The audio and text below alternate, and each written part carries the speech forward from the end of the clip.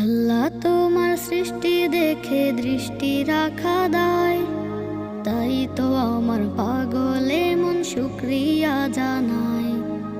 আল্লাহ তোমার সৃষ্টি দেখে দৃষ্টি রাখা দায়, তাই তো আমার পাগলে মন শুকরিয়া জানায়।